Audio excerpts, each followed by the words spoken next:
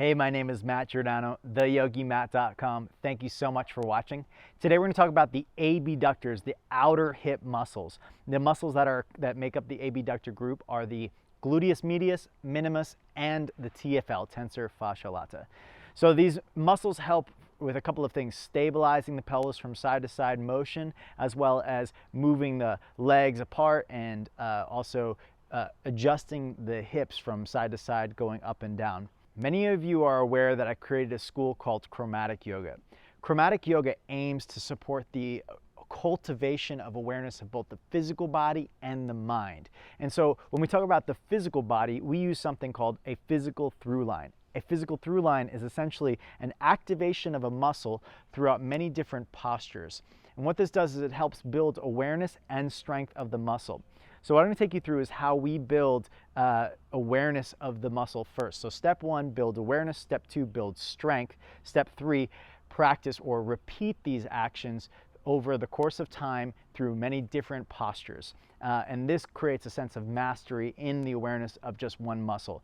Chromatic Yoga is a step-by-step approach, so we take one muscle at a time and then we move on to the next muscle once we have a sense of mastery of it.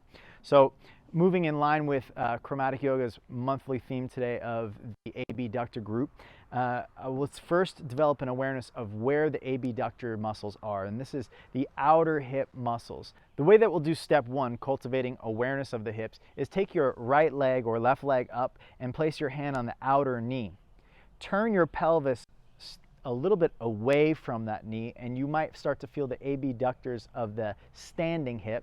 Then the knee that's at the hand, press it out into your hand until you feel the outer hip muscles of this leg. Now, when you press the knee out, your pelvis will want to turn with you. So turn your pelvis the opposite direction as you press the knee out into the hand until you feel the outer hip muscles engaged. So now that you have an awareness of it, you can repeat it on the other side. Turn your pelvis out to the side and press your knee out into your hand and see if you can find the abductors on this side. You want to develop the sensational imprint in your body so you feel, oh, this is what it feels like when my abductor muscles are turned on, a sensation in the outer hips.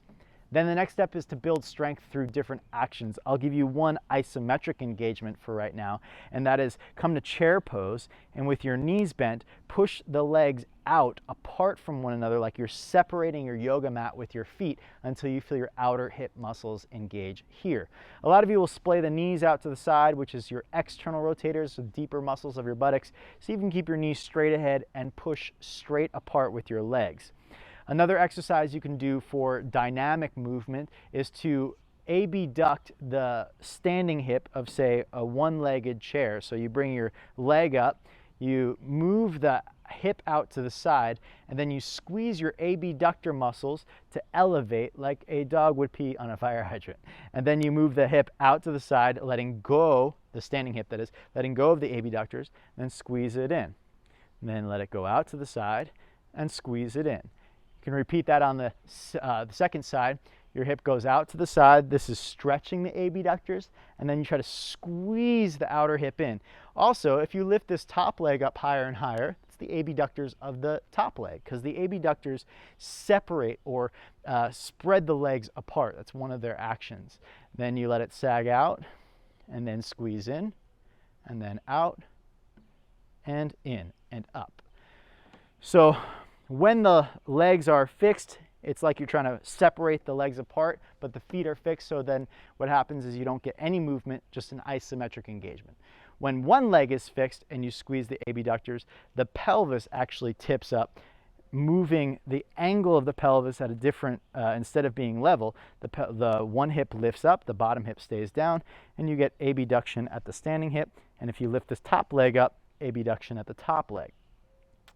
So that's if you have one leg fixed or two legs fixed. If both legs are free to move like a jumping jack, your legs would move apart as an activation of the abductor muscles. And what we would do in Chromatic Yoga is we would take that awareness of how to engage these muscles and strengthen it through several postures until there's a sense of mastery, and then we can apply it in more challenging postures like side crow and so on. And through that repetition is where we really gain our masterful awareness of our physical body. If you'd like to practice this month, you can find a chromatic yoga teacher on chromaticyoga.com. If you'd like to practice for yourself at home, you can visit theyogimat.com, where you can find my online hips workshop called Hips Rock 'em and Unlock 'em. And this goes over not only the abductor muscles, but also the inner thigh, the adductor muscles, the hip flexors, and the gluteus muscles, what I call the 4 quadrants of the hip. So if you want to practice online at home, be sure to get the hips workshop. If you want to be in person, you can see me, or you can go see a chromatic teacher in a location near you. I hope to see you all soon in person, but if not, I'll see you online. Take care of yourself.